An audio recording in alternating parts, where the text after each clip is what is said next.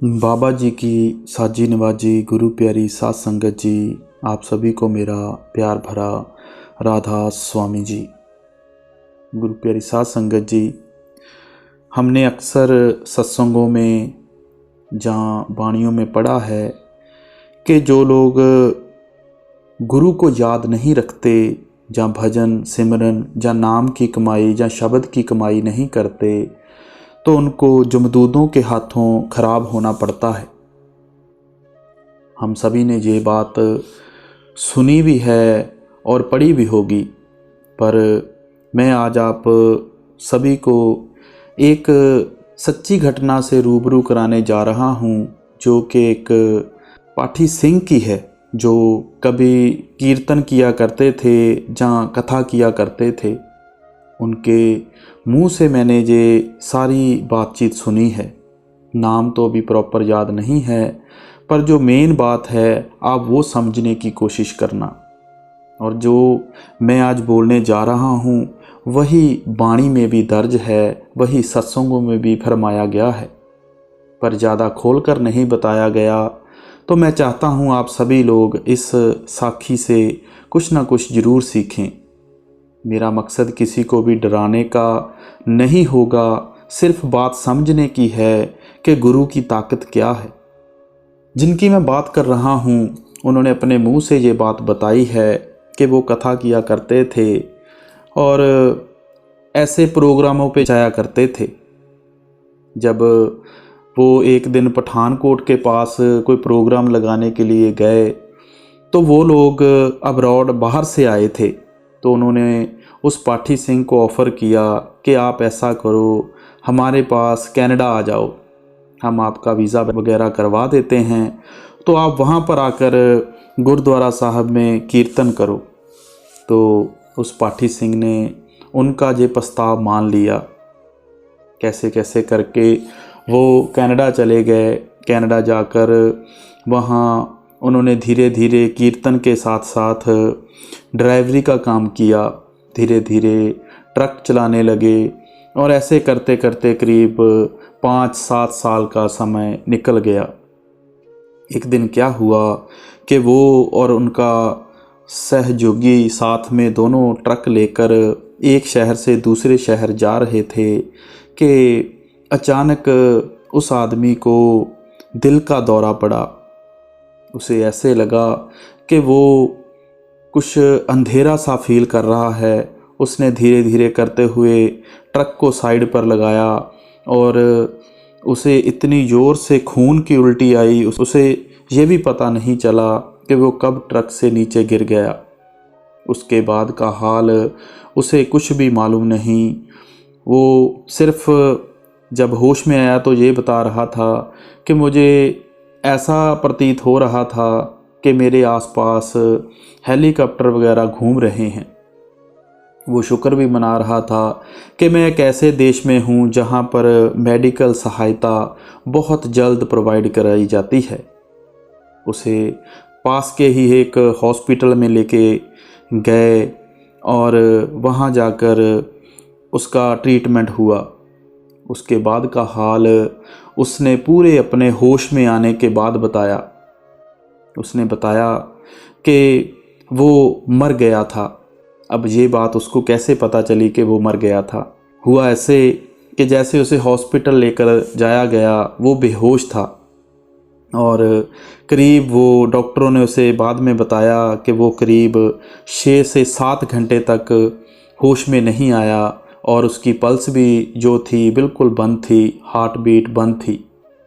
वो अंदर का नज़ारा क्या देखता है कि जैसे ही वो यहाँ पर सांसें छोड़ता है तो अंदर जमदूद उसे दिखाई देते हैं।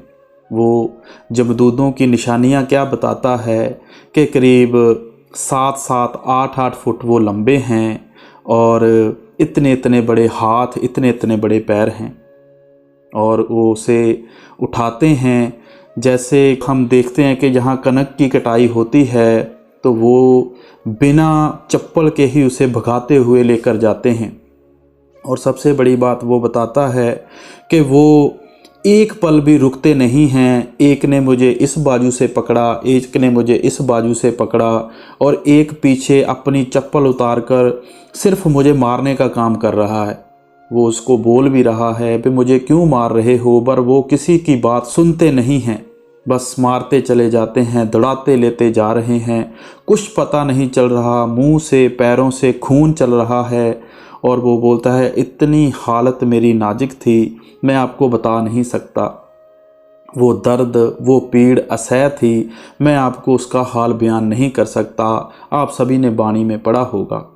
अब आप सभी यही सोच रहे होंगे, उसने कहा कि मैं तो कीर्तन करता था या कथा करता था, तो मुझे जमदूत लेने क्यों आए। ये बात बड़ी विचार करने योग्य है। किसी ने नाम, भजन, सिमरन, गुरु का नाम नहीं लिया, तो जो कर्मों का हिसाब किताब है वो तो धर्मराय ने करना है। अब उसे जमदूत लेने आए। वो बोलता है, मुझे बताने में किसी भी तरह की कोई भी शर्म नहीं है, पर जमदूतों ने मेरे साथ क्या किया वो हाल वो अपना बयान कर रहा था। वो बोलता है, वो मुझे मारते चले जा रहे हैं और मुझे कुछ पता नहीं चल रहा कि किधर किधर से वो मुझे मार रहे हैं, और पैरों में चप्पल नहीं है। ऐसे ही ऊबड़ खाबड़ रास्तों से मुझे लेकर जा रहे हैं। रास्ते में जब वो बहुत ऊंचाई पर एक जगह पर लेके गए, एक ने मुझे इस बाजू से उठाया, एक ने इस बाजू से उठाया, और सामने बहुत गहरा समंदर, काला पानी है। वो बोलता है, उस पानी की कालेपन को देखकर मैं उसकी गहराई का अंदाज़ा लगा सकता था कि ये कितना गहरा होगा। जब वो मुझे बाहों से पकड़कर फेंकने ही वाले थे कि अचानक सामने से आवाज़ आई, ए भाई, इसको कहाँ लेकर जा रहे हो? इससे तो मैंने अभी पैसे लेने हैं और आप इसको फेंकने लगे हो। बस इतनी बात हुई है। और जिस आदमी ने ये बात कही है कि मैंने इससे पैसे लेने हैं, वो भी उसके जत्थे का ही एक गुरसिख आदमी था और वो उसको पहचानता था। बस इतनी बात होने की देर थी कि यहाँ पर उसकी नबज चल पड़ी। डॉक्टरों को ये मिराकल, ये चमत्कार लगा कि कोई कैसे 7 घंटे मरने के बाद जी सकता है। 7 घंटे के बाद जब उसे होश आया तो उसने आसपास डॉक्टरों को देखा, पर कुछ बोल नहीं सका। बाद में जब धीरे धीरे उसकी हालत ठीक हुई तो फिर डॉक्टरों ने उसे बताया कि आप करीब 7 घंटे के बाद वापस इस शरीर में आए हैं। फिर उसने जो अंदर का हाल, जो मैंने आप सभी को अभी बताया है, ये हाल उसने सभी लोगों को, अपनी पत्नी को, अपने बच्चों को बताया। और वो ठीक होकर सबसे पहले उस आदमी के पास गया जिसने बोला था कि मैंने इससे पैसे लेने हैं। और सचमुच जब उनसे पूछा गया कि आपने सचमुच पैसे देने थे, तो उसने बोला, हाँ, मैंने करीब ट्रक जब लिया था तो करीब पैसे लिए थे और करीब करीब 2 लाख रुपया अभी तक वापस देना था।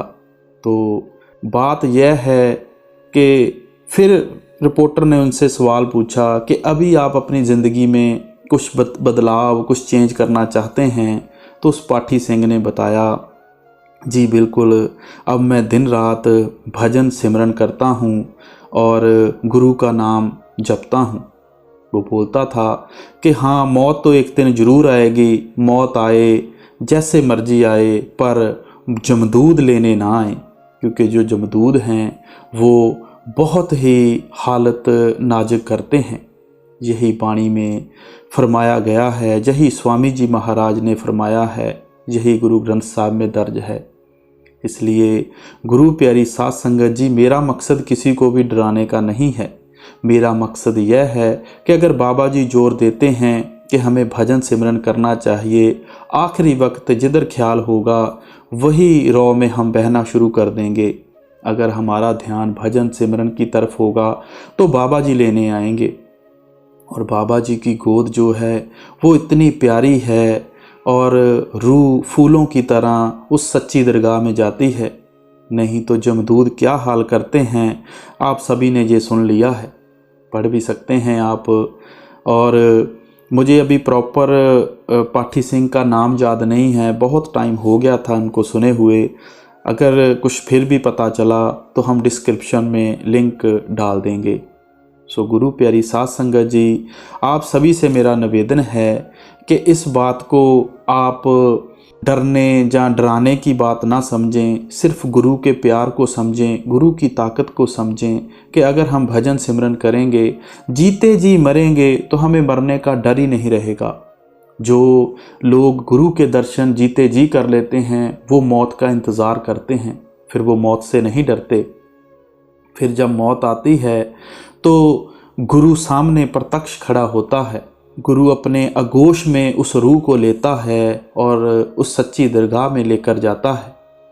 सो गुरु प्यारी साध संगत जी, हम सब बड़े लकी हैं कि हमें पूरे गुरु का मिलना जो है वो संभव हो चुका है, नामदान की बख्शिश हो चुकी है। तो हमें चाहिए कि दिन रात गुरु का भजन सिमरन करें ताकि आखिरी वक्त जमदूद नहीं गुरु आए। राधा स्वामी जी।